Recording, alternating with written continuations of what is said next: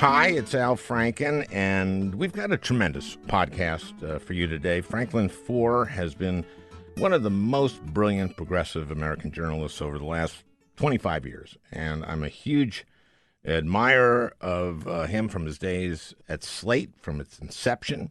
He's been the editor-in-chief of the New Republic a couple times. Franklin now writes cover stories for the Atlantic Monthly and took some time out from the one he's just finishing up right now on Amazon. And he's also done brilliant cover stories on Paul Manafort and on ICE.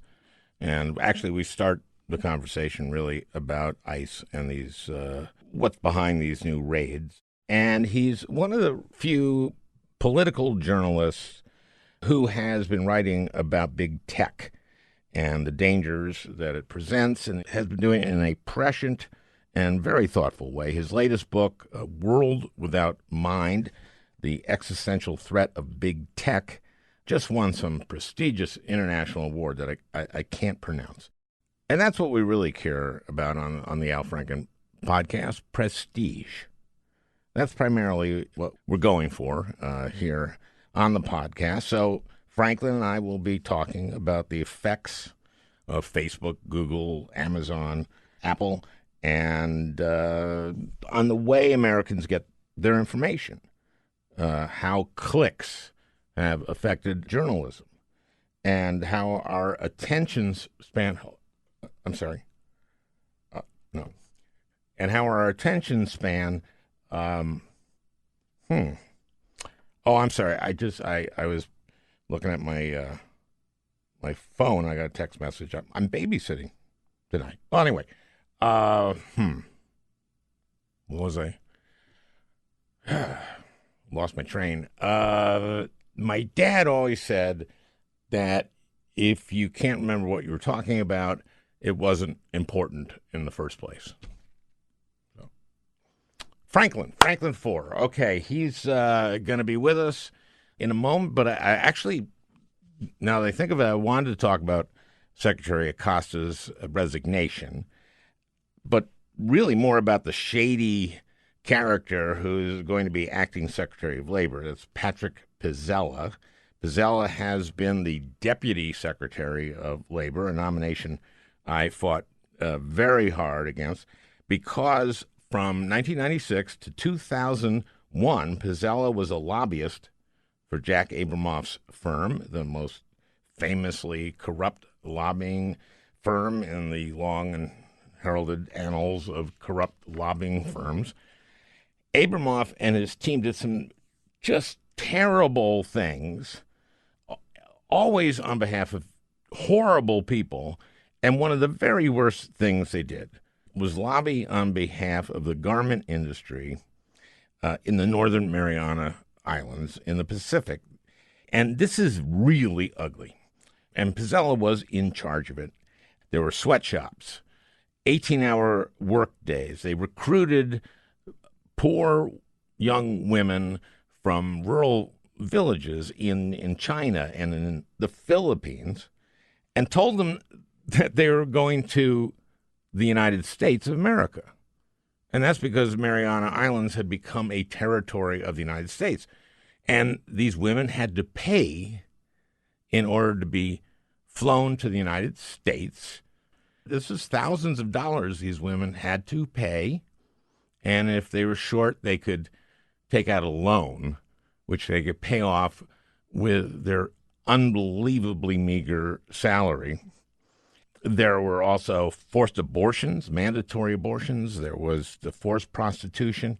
Now, on the other side of the ledger, there were all expense-paid luxury junkets for Republican members of Congress, their staffs, and their families, and for right-wing thinkers like Kellyanne Conway, all flying first class to and from the Mariana Islands, and accommodations at the fancy schmancy Hyatt Regency, golf, tropical drinks with little umbrellas, the whole 9 yards. And also you got propaganda from Pizzella, so that when Republican leaders like Tom DeLay returned to Washington, the majority leader would call the Commonwealth of the Northern Mariana Islands, quote, the perfect petri dish for capitalism. Quick history of the Northern Mariana Islands. They're a string of islands, and they're just north of Guam, to give you some idea of the geography. The biggest island is Saipan, where they had the Battle of Saipan, a key battle in World War II, which when we won that, we took over the Marianas and controlled it. After the war, the Northern Marianas was under the United States auspices. In 1975, it became a United States territory. The Ford administration wanted to help its economy. So it said that businesses there would be able to ship products to the United States without quotas or tariffs or duties, and they could even label stuff made in the USA, and they also wouldn't have to abide by American labor or immigration laws. So it wasn't long before American labels like Ralph Lauren, Brooks Brothers, J. Crew, your Banana Republic, they were all making clothes in Saipan. And who would do the actual work? Well, there were these impoverished young women who had been recruited from China and the Philippines, promised jobs in the United States, and they paid thousands of dollars. And when they took the flight to the Western Hemisphere, it must have seemed remarkably short flight. The women found themselves in Saipan, and they were soon working 18-hour days in sweatshops under horrible, horrible conditions. At night, they'd be locked up with hundreds of other women in barracks infested with rats and equipped with one outside toilet for every 50 women. They were allowed out for 1 hour every Sunday. But many had signed contracts agreeing not to fall in love or have a baby or protest working conditions, and hence the beatings by factory foremen and hence the forced abortions. Those forced abortions sometimes came from a special kind of exploitation. The women who were young and pretty were sent to work at various nightclubs in town, catering to tourists who liked young, pretty girls. Some of these women owed money for their trip to the United States and were forced into prostitution.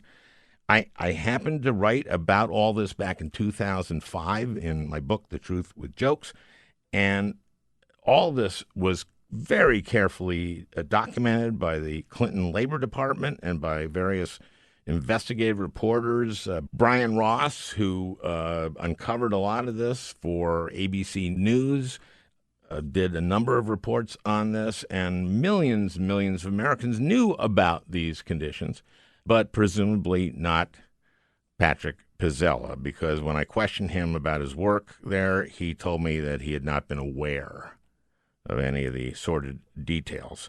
This is odd in a lot of ways. They lobbied for Willie Tan, who was the biggest manufacturer there and one of the biggest abusers of these women. And that's actually in one of Brian Ross's report, a dinner with these congressmen and Willie Tan speaking to them. And this was a dinner Pizzella had organized. I was on the Senate Help Committee, and that's Health, Education, Labor, and Pensions. And I met with Mr. Pizzella in my office the day before the hearing. As a courtesy, I told him I was going to vote against him because of his work in the Marianas, and I was going to ask him about that in the hearing. There were widespread reports at the time that workers faced terrible conditions, including reports of many of these employees were women who were told from the Philippines and from China, who were told they were going to America, and they ended up in these jobs in the Northern Marianas Islands, and there were forced abortions, prostitution, and routine beatings. You've been nominated to a position where you'll be closely involved with enforcing minimum wage laws and other worker protections. Yet, as we discussed in my office, one of the key issues you lobbied on was to block bipartisan legislation for basic worker protections in the Northern Mariana Islands, where garment manufacturers could produce clothing labeled made in the USA without having to comply with U.S. minimum wage laws. In fact, the Mariana Islands were your firm's largest lobbying client. Obviously, that is a concerning history for someone who will now be charged with enforcing worker protection laws. Were you aware of those horrible conditions even while you lobbied against minimum wage protection for workers? First of all, Senator, thank you. You did say you intended to ask the question. I appreciate that in our meeting yesterday, and I'm prepared to address the issue. I was not aware of any such thing. I did not know. I just learned that 21 of Mr. Abramoff's colleagues were also convicted of wrongdoing. Well, let me just and ask I you. I was not one of them. Okay, and I just want to be clear about that. I was understand never. that. Congratulations. Okay. Thank you on that. In retrospect, I wish I had been more emphatic about pointing out that he was lying, but I assumed that was just obvious to the rest of my colleagues. Maybe I had overlooked the possibility that a few of the Republicans on the committee had gone on one of those junkets. So here's what I think we should do. I am putting a petition online at alfranken.com that you can add your name to, demanding that the House Labor Committee investigate whether Pizzella knew about these abuses in the Commonwealth of the Northern Mariana Islands and lied during his confirmation hearing. This is essentially about lying to poor Asian women, taking their money, putting them into slave labor and forced prostitution and forced abortions. Our acting labor secretary shouldn't have spent 4 years making sure that Congress didn't change that. So go to alfranken.com and sign the petition. And get your friends to do so as well. Patrick Pizzella cannot be our acting Secretary of Labor. Okay, now let's go to my interview with Franklin Foer.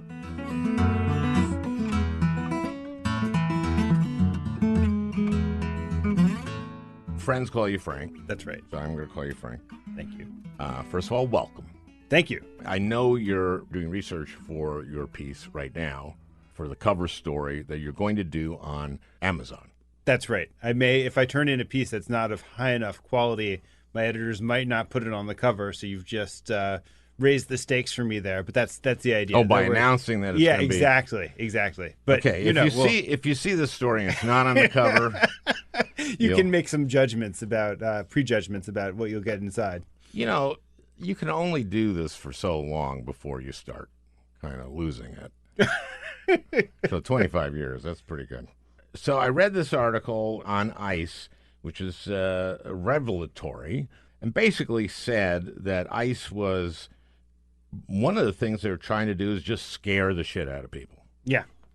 Well, and that sounds maybe like a crude way of describing what they do. But if you go back and read all of the theorists who are at the core of the hardcore anti-immigration hawk community, you'll see that it's actually pretty explicit that they say that there's limited bandwidth that ICE and the government has to deport immigrants from the country, and that ICE only has so many beds under its control and only has so many airlines that it can use to fly people out of the country, and that if they really wanted to reduce the pool of 10, 11 million immigrants in the country here who don't have legal status, that the only way that they can do it is by raising the stakes where life becomes so uncomfortable that they decide to leave on their own accord.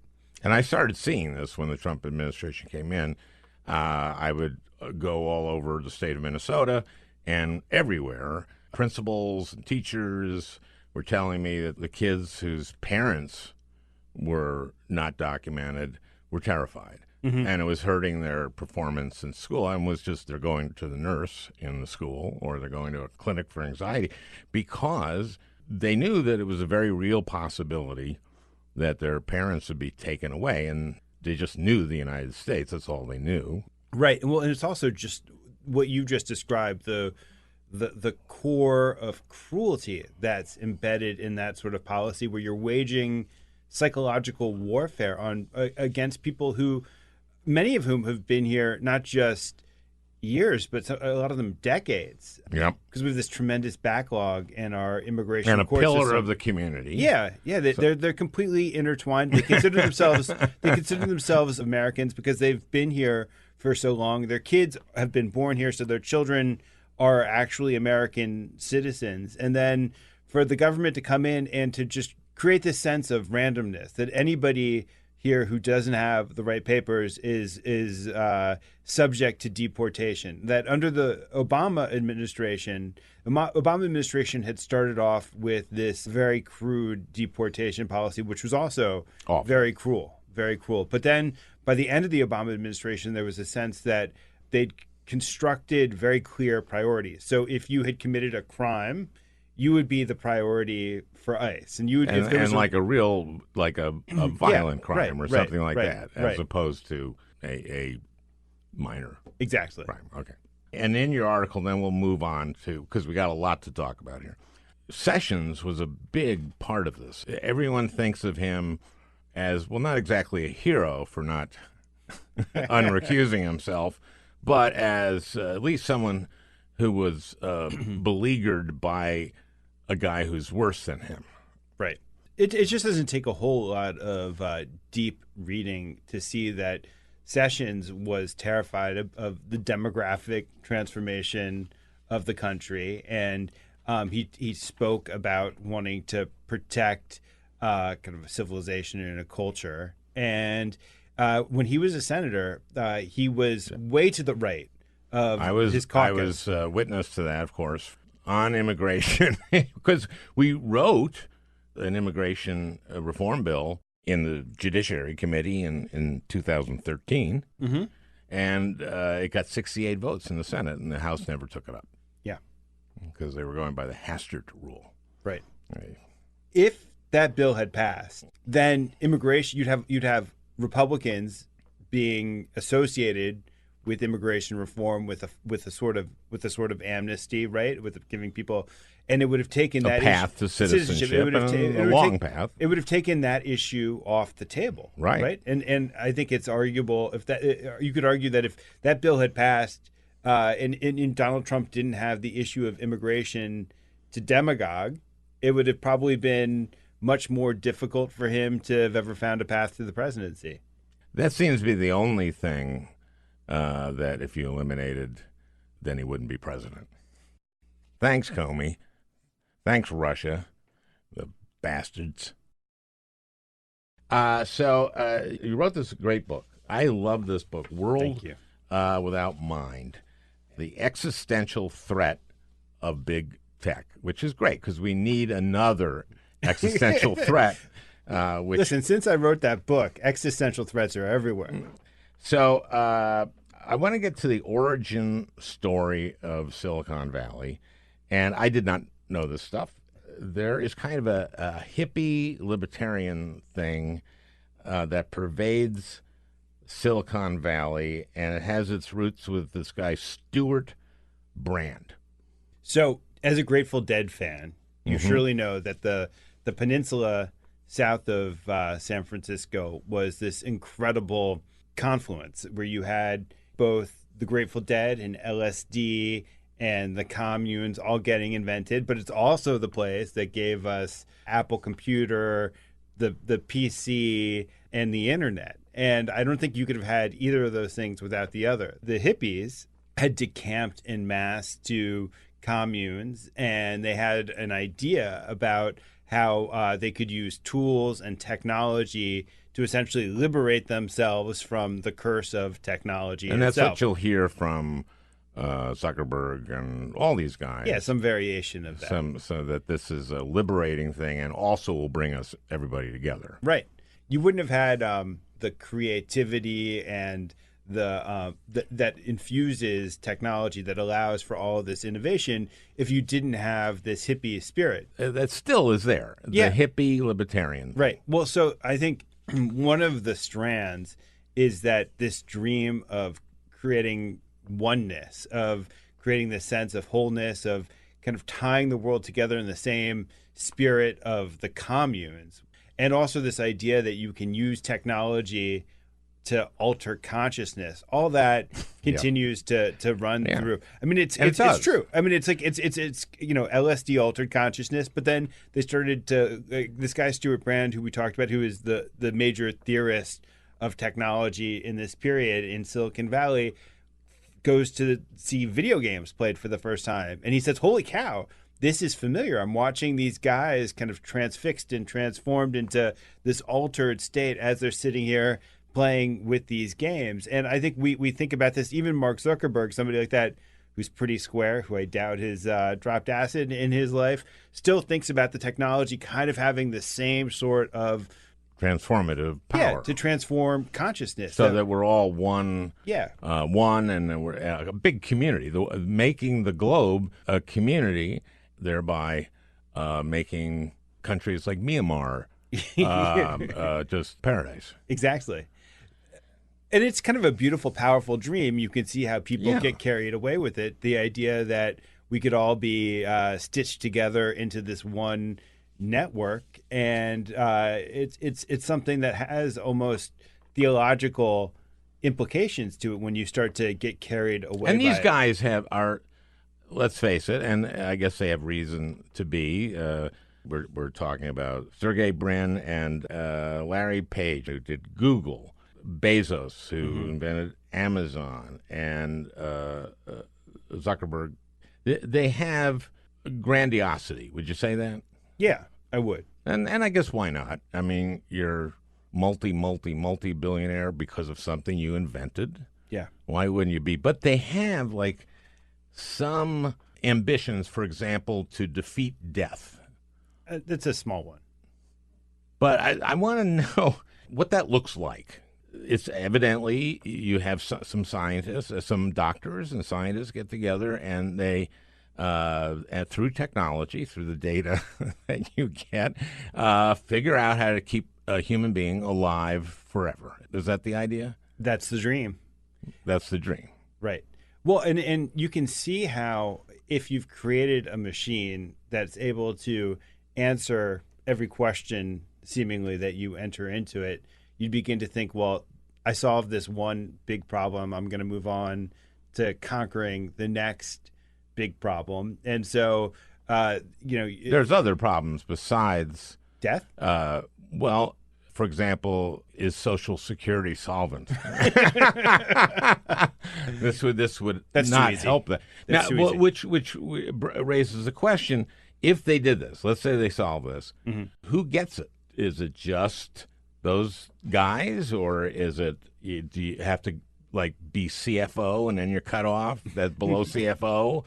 I don't know if they've thought all of this through, because one, you could live forever but just get older, right? Yeah. So, I'm 68 and I feel a little diminishment of some of my powers. Not mental. I'm just getting smarter and smarter.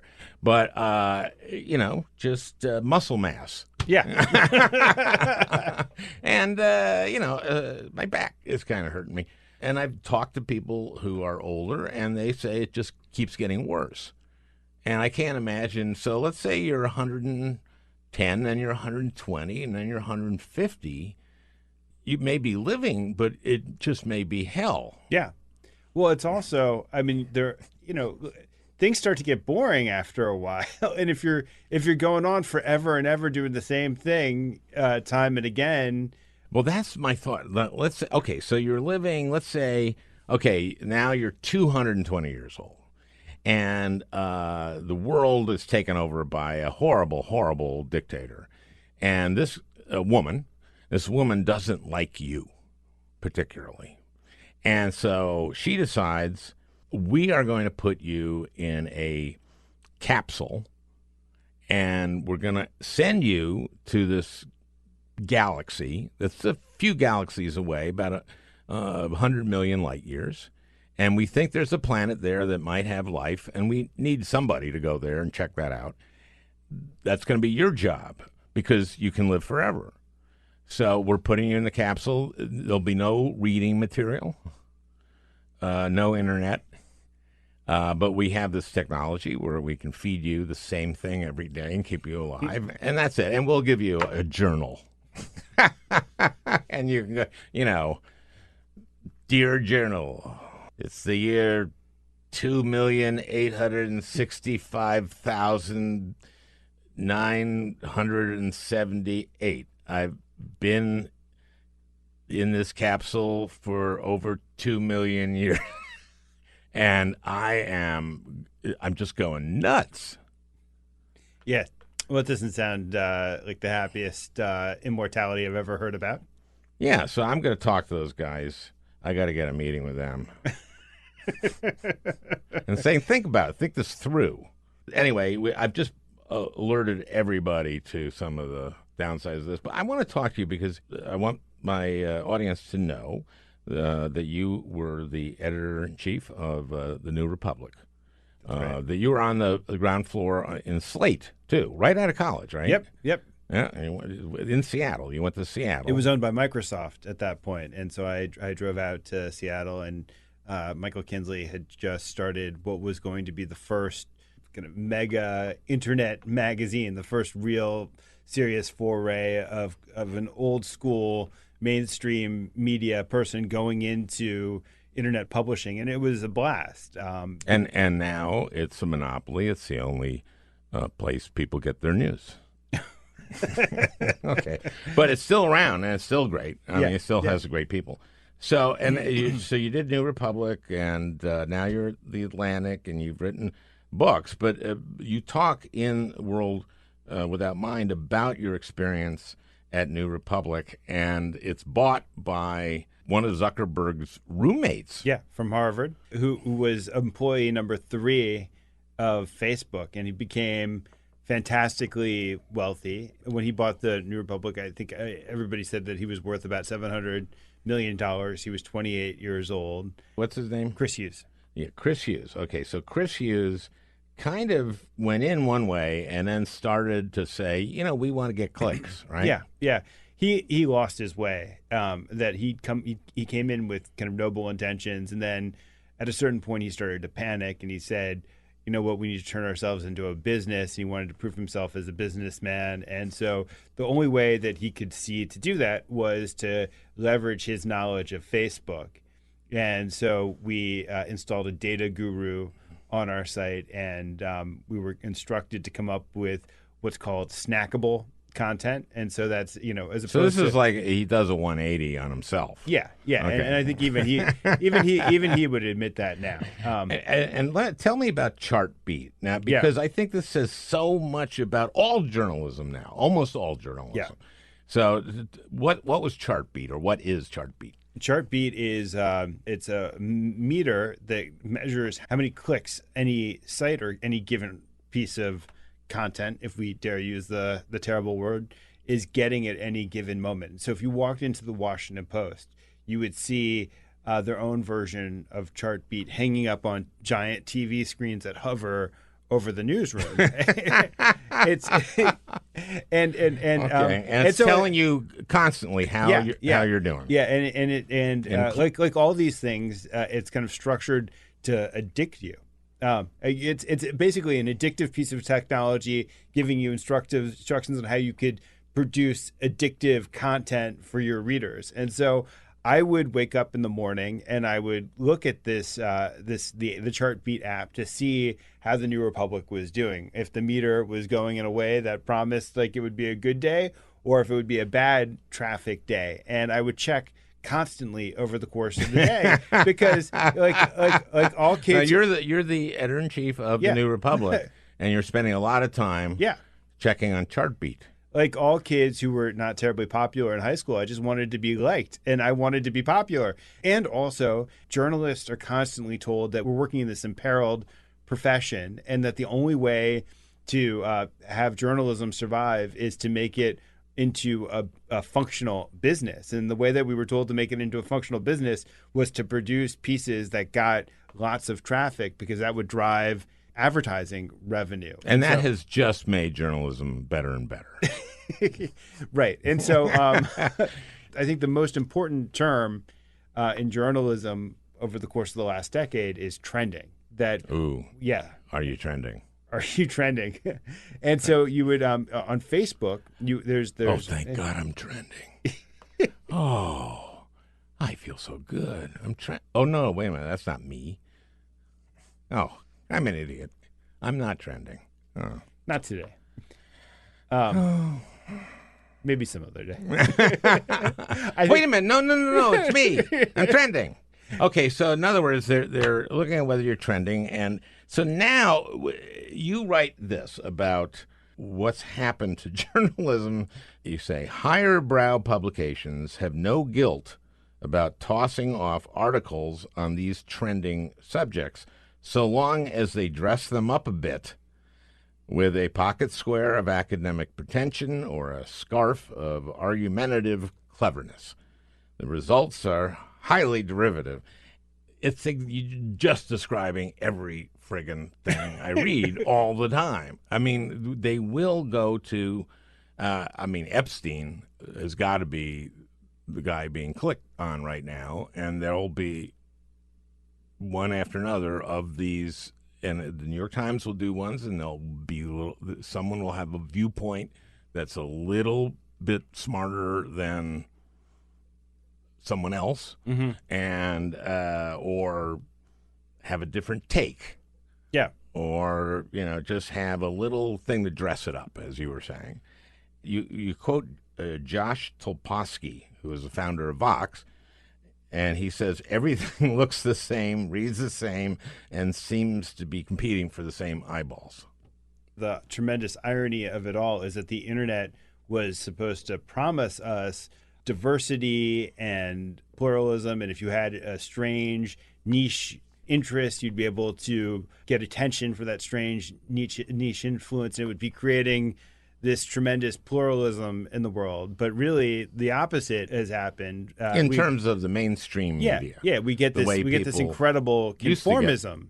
Right, that you and it's exactly what you described, where the New York Times writes a story about topic A, all the things that it reports get kind of slightly jumbled up and recycled by other publications, and there's this sameness, and there's also this herd factor. The other, I think, crucial term is filter bubble, which is that social media tends to sort us, and so you get sorted into your ideological tribe. And so if you're if you are interested in being racist, your interest will be catered to. Exactly. And but even within that, that's an interest of yours. And even within that racist bubble, you're essentially getting the same thing over and over again. You get this echo chamber. And if the Russians want to target those people, right, they can. Right. Or if they want to target African Americans who have obviously shown an interest in Black Lives Matter, they would send them stuff about Hillary and her thing about super predators. Yeah. From 1994. Right. Because manipulation is the very essence of what a site like Facebook is. Well, the big manipulation is to keep you on Facebook. Exactly. Yeah. Exactly. Because, all right, so what happens? What happens precisely? That they amass all this data on you. What is data? Data is a totally bloodless word, but it's really this cartography of the inside of your head. It's this portrait of your psyche. And they study everything that you read and everything that you buy, and they know your friend network. Yeah, it's funny. You hear things like the amount of data that we have doubles or triples every year. And the data isn't about like how human cells fight cancer. They're about how many people who bought a Fitbit and a scale also responded to an ad for Weight Watchers. Right. I mean, that's 99.999% of the new data that we have. Right.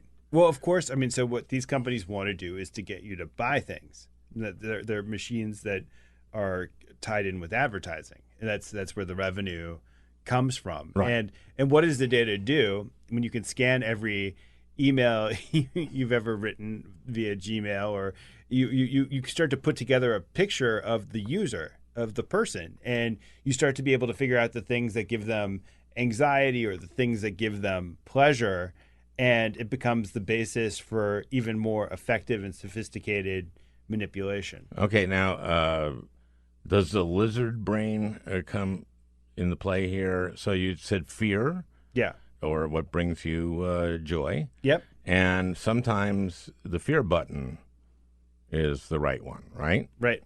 I mean, To hook someone. yeah, and so journalists, journalism. That's the world that I know best here, and I look at journalism and I see all the ways in which it's constantly trying to exploit people's fear. So you look at something like parenting. You're on Facebook and you're in that set.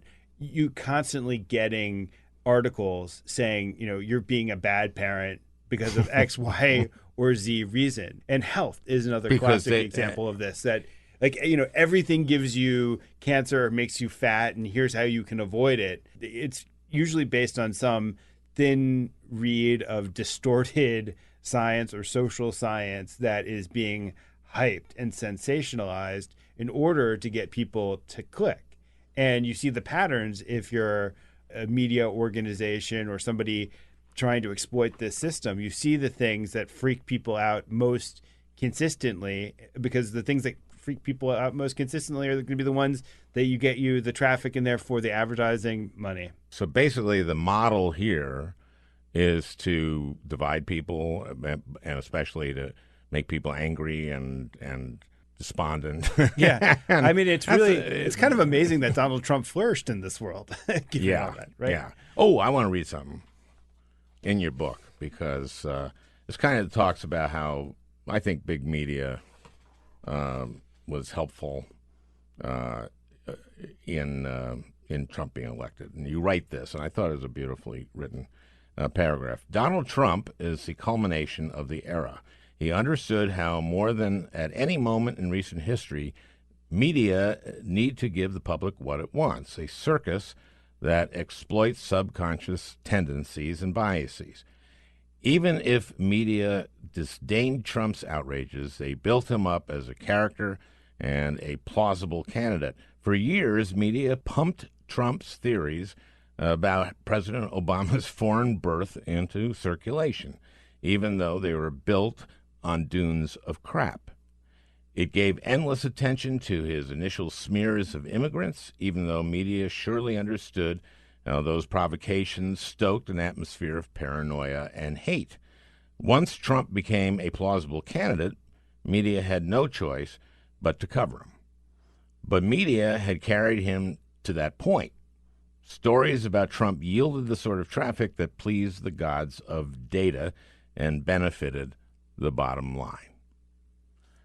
That is, I mean, that's a big part of the story of Donald Trump. It's also, to give him credit, he was incredibly interesting to watch and entertaining, right? Yeah, and of course he was able to do that before the internet, that he exploited tabloid culture in New York City.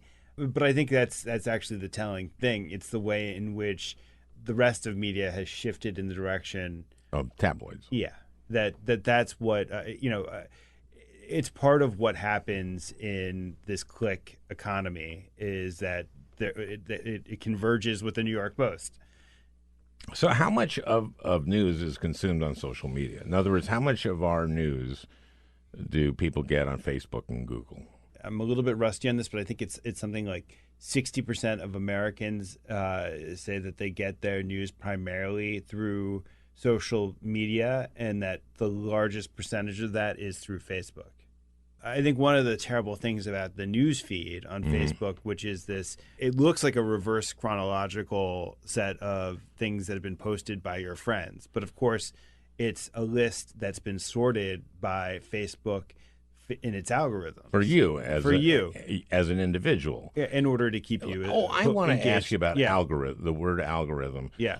Does Google have an algorithm, or does it have lots of algorithms? I mean, it really has lots of algorithms. Okay, because sometimes they Google changed its algorithm. Yeah. And I'm going like, there's one algorithm. Right. But what you're saying is, I mean, what they're really saying, what they're saying is that Google restructured its system. So Google is constantly twisting the dials of the knobs that determine what appears at the top of a search result. And Google will sometimes make a decision for the sake of its own traffic, or for the sake of its own business, or for the sake of trying to do a better job getting users the best information, what it deems to be the best information. It'll make some sort of switch. And people are always trying to game the system, that there are tricks that you can use to get higher up in a search result, and that there are entire industries that exist, consultants who you can pay lots of money to try to get you higher up in a search result. And so when Google changes its algorithm, what people are saying is that Google will make some sort of sweeping change to its rankings to try to knock down the people who are exploiting it, or. But it's like Adnan. Can you tweak the paranoid algorithm? Is that what's going on? Not with Google. But No, not with Google, but on Facebook or something. Yeah, Facebook makes decisions like that. I mean, I don't think they would say the paranoid one. I think that they would say, we're the paranoid part of this algorithm. Well, it's what happens is that the data shows that there's a certain thing that it's picking up patterns, and it's taking those patterns and using it as the basis for what the news feed shows in the future. And everybody's unique. Yeah. But what Facebook has is the ability, a lot of this happens almost organically, because the machines are learning, and the machines, they take results which then inform future results. But Facebook has this God's eye view on what people are reading, and they could tweak that to penalize certain genres that it sees kind of constantly ascending in its system. But it doesn't do it because it sees that people click on those sorts of things. Okay, you mentioned search results, and Google, that's where people search for stuff. And there's this question about whether Google sometimes favors its own stuff instead of being fair, right? It's something that's been investigated by European antitrust authorities, been investigated by our own Federal Trade Commission, and studied by a lot of academics. And there's some pretty clear examples where, Yelp. Yelp was the big one. It's the big one. Those are restaurant reviews. Right. And so Yelp was this thriving business that when you typed in a restaurant's name, it would be the first thing that would spring up on your Google search. And Google saw this, and they said, hey, this is a pretty cool business. We should get in it. And hey, because we control the search results, we can put ourselves ahead of Yelp, which is exactly And we had a hearing on this, and I'm going to play a little bit of this for you. This Eric Schmidt, the CEO of Google, testified before the Judiciary Committee. And can we play that? But then the ranking member asked you, well, when that's not the case, right, when you're not putting out the answer that people want, sure, when you're not doing that, do all your rankings reflect an unbiased algorithm? And you said, after a little hesitation, I believe so. That seemed like a pretty fuzzy answer to me coming from the chairman. If you don't know, who does?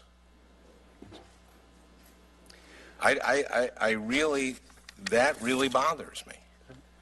Because that's the crux of this. Quote, it is impossible for any of Google's competitors to be displayed as prominently as Google itself, even if Google's own algorithm rates them higher. Do you think that's a fair characterization? I generally disagree with. Generally. Is Google still using Yelp's content to drive business to Google Places? As far as I know, not. As far as you know. Yeah, those are pretty fuzzy answers, don't you think? I thought it was a model of moral courage and backbone. I don't know what that was. That's not a good. That's not good testimony. Wouldn't you go, yeah, or something like that? Why wouldn't you do that? I don't get people when they testify. Well, Mark Zuckerberg, remember when he testified, the Senate, your old colleagues, get hammered a lot for doing a terrible job asking. Well, they did. Yeah. And Zuckerberg, that was embarrassing, in more than one case. Well, it's also true that they ask embarrassing questions of bankers and other people too, and yet we find ways to regulate those industries and pass legislation about those industries. And I think with tech, there is this sense, kind of more than with other parts of the American economy, that tech is so complicated that kind of fuddy-duddy representatives of the people will never be able to grasp it adequately enough in order to pass. Too bad good Orrin laws. Hatch had to retire because he was beginning to roll up his sleeves on this. What would you like to see? I mean, this is an antitrust issue. It used to be if the consumer doesn't pay a higher price, then it's not harming anything.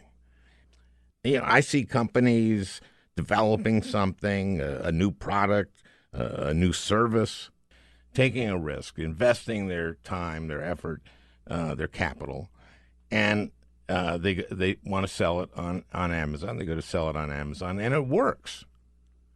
And Amazon then goes like, you know what? That works. Why don't we do it? And we'll just do exactly what they do. And they do. Now, to me, what that does is disincentivizes doing the kind of work that the people who took the risk do. Yeah. So that's a harm Yeah.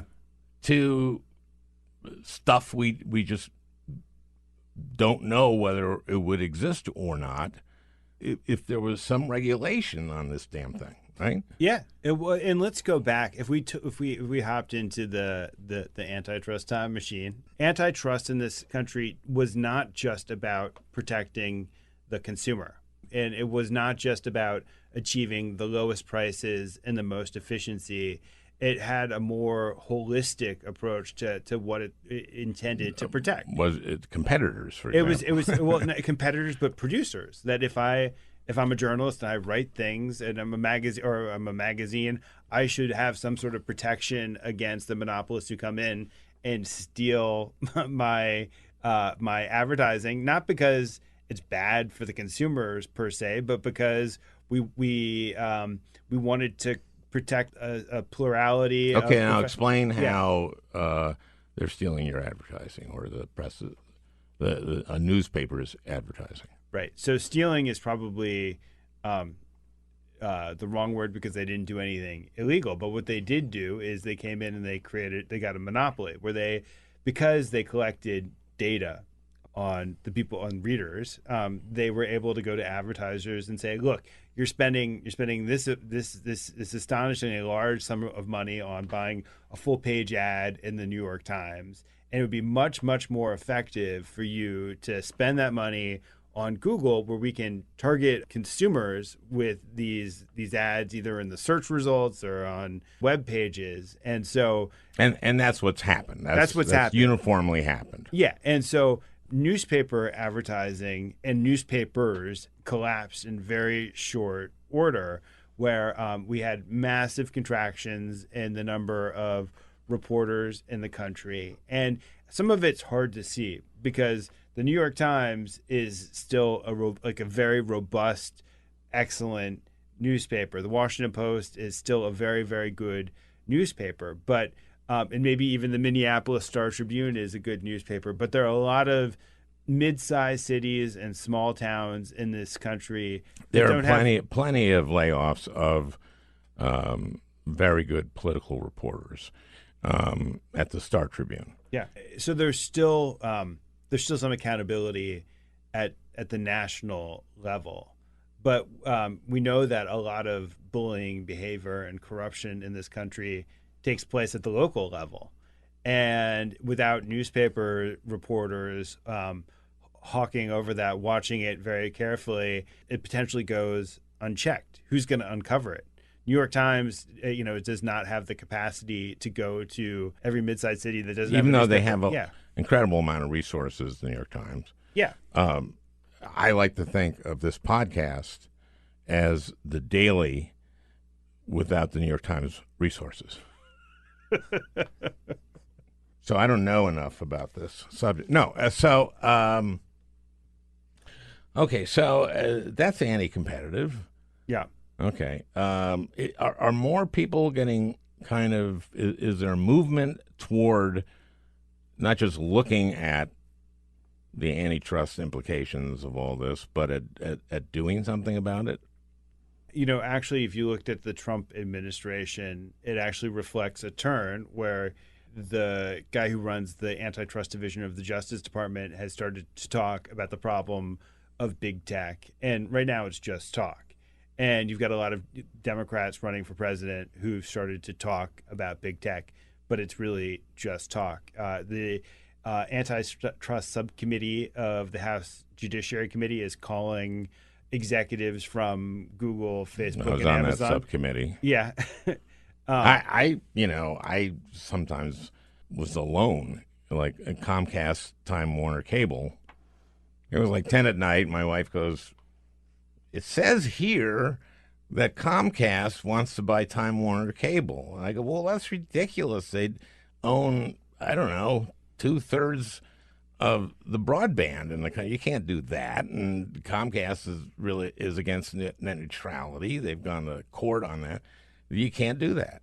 And so I call up my legal counsel for the Judiciary Committee, and I say, Josh, let's write a letter to the FCC and the DOJ, the Department of Justice, and who will be deciding on this, and let's get a lot of net neutrality people on it. I couldn't get one damn Democrat. I couldn't get anybody. That's astonishing. It was, and it went 14 months before I got. And it was just before it fell apart. I think the reason I got like 5 names, and that's when Bernie and Elizabeth Warren and Markey, I think, and I remember it was Wyden, joined it, but that only after 14 months. And this really does show the power that a company like Comcast had. Comcast had over 100 lobbyists on the Hill, but, and this is really interesting, there were other lobbyists who were paid not to lobby the other side. Right. So it was like, you're going to just stay on the bench. You've got your hired guns that are meant to go firing, and then you got your hired guns that are just meant to stay quiet. Yeah. So, I mean, I'd meet with somebody and someone would say, he's a lobbyist for Google. And I go, like, no, he isn't. I haven't. Well, he's just been paid not to lobby for the other side. And I go, that's kind of ugly, isn't it? And, but it fell apart for the very reason, which was they would have had 2/3 of the broadband in the country. The Midwest, and Minnesota in particular, has kind of a rich tradition of taking on monopoly. I like to think that was a lot of what I tried to do, is just look at these huge companies and say, like, I don't think this is going to consolidating media, for example. I worked at NBC for a long time, And when Comcast tried to buy NBC, I think I was also the only one against it. And, Jeff Zucker at the time was president of NBC, and he came to my office, and I had just gotten there, and he said, "This would be good for Lorne." Wow. Yeah. And I said, "Okay, but I don't represent Lorne. I'm senator from Minnesota, you see." And he immediately realized he'd kind of he's a smart man. Yeah. Stepped in it. Yeah. Everything we just talked about Trump Justice Department and presidential candidates talking about monopoly, it's a pretty big turn from recent American politics, right? That the antitrust felt like a lonely issue to you because it was a lonely issue, that there weren't very many people talking about it. From your insider kind of perspective, sitting up in the Senate and being on the Judiciary Committee, why was it that people really didn't care about these issues? I don't know. You have to pay attention to a lot of stuff. Mm-hmm. Comcast was a big donor to the Democratic Party. The Republican Party loves big companies. Yeah. It's really hard to see them go like, "You guys want to merge? Oh, that's great." And on that one, Bob Casey is from Pennsylvania. Comcast is in Philadelphia. There's a Comcast tower there. So, he represents those people who work there. So it was impossible to get people. We're also just coming off this era where, look, the Obama administration was pretty friendly with tech, right? And didn't Google do the data for his campaign? Yeah. And Google executives visited the White House more than any other public company. But it's not just the Obama administration. I mean, this goes back for a couple generations where both parties basically were inclined to let markets run their course. They wanted to have a light footprint when it came to stepping in and provincially stifling innovation. And so we had this rich tradition of antitrust that kind of goes back to the founding. Jefferson wanted to write anti-monopoly into the Constitution. The Sherman Antitrust Act, which was passed in the late 19th century, is incredibly broad. It says that it's a law against monopoly. And over time, we just started to constrict those laws. But those were aggressively enforced. For a good long time in the 20th century, they Right. were aggressively enforced. Up through, in Republican administrations, aggressively enforced them as well. It was only until Ronald Reagan came to power that they started very quickly and precipitously fall out of favor. Was it Reagan or was it Bork? I mean, was it? Well, Bork was the intellectual godfather, but it was when Oh, wait a minute! I was the intellectual godfather too. the intellectual godfather 2, the intellectual godfather 3. It's like a whole franchise. Yeah, intellectual godfather 3 was not up to 1 and 2. I tried to get out, and they pulled me back in. Yeah, 1 and 2 were unbelievable. Jesus Christ, was there? Can you? Now, does somebody own that? I mean, who owns that? Is that just? It must be the motion picture studio, right? I don't know. Okay. Well, that's easy to look up. We can look that up on Google. Or the Internet Movie Database, which is owned by Amazon. Oh, You didn't know that. no. Huh. Well, then I got a choice. You see? I got a choice. Well, you know what? I have no problem anymore. Your article, it'll be either a cover story, Which means I did good. which means you did well. What would be on the cover? Do you know? You don't know. I don't know. I don't have any control over that.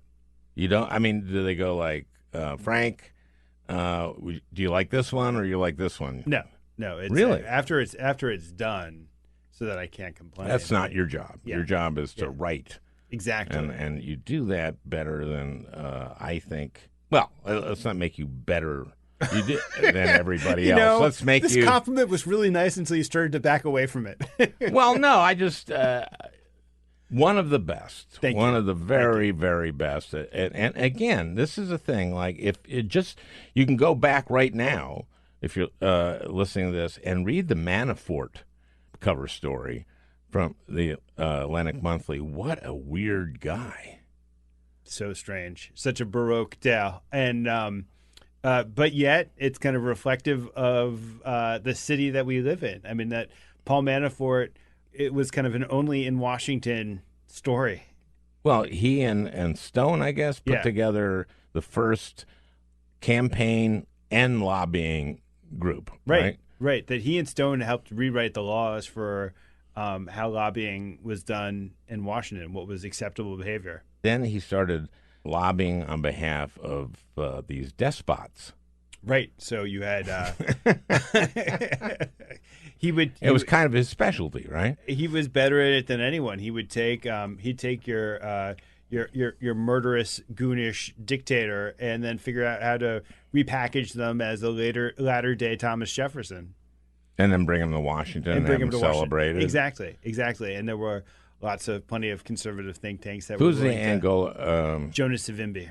Yeah, like a mass murderer, right? Yeah, terrible criminal. Oh God.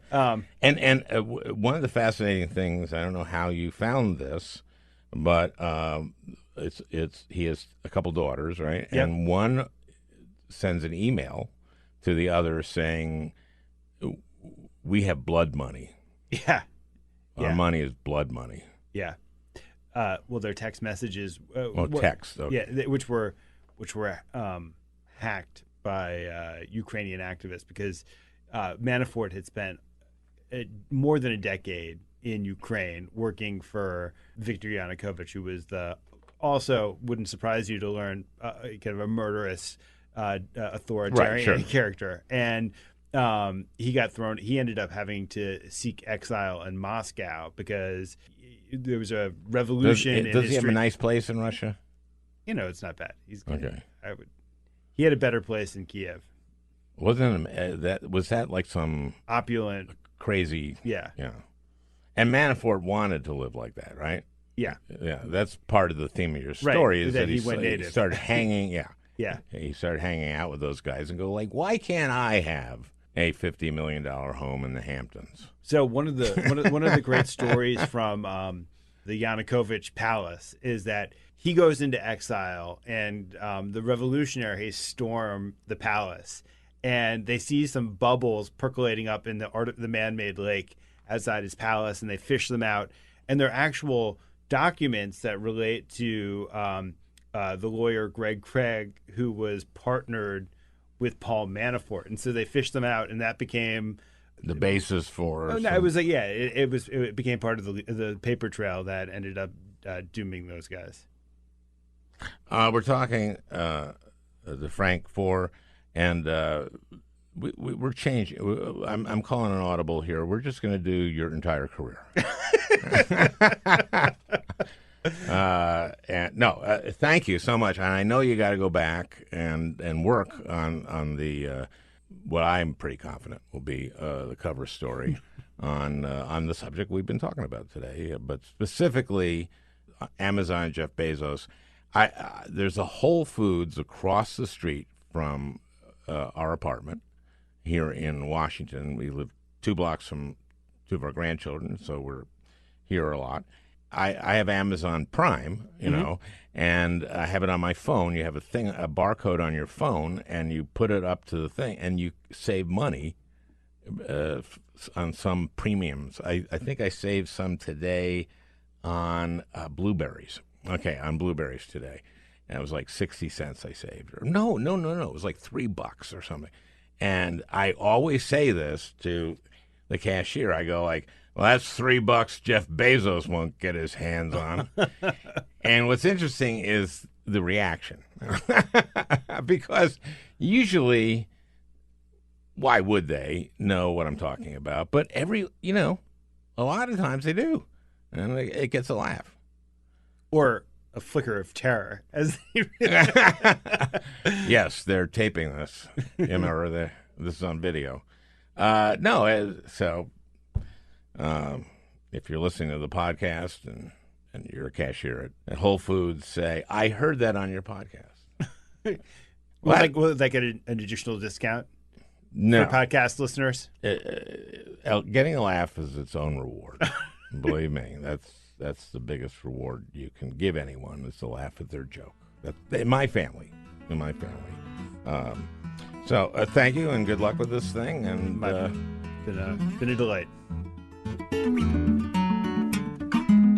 thank you for listening. I also want to thank Leo Kotke for this beautiful theme. I want to thank Peter Ogburn for producing this podcast. We'll talk again next week.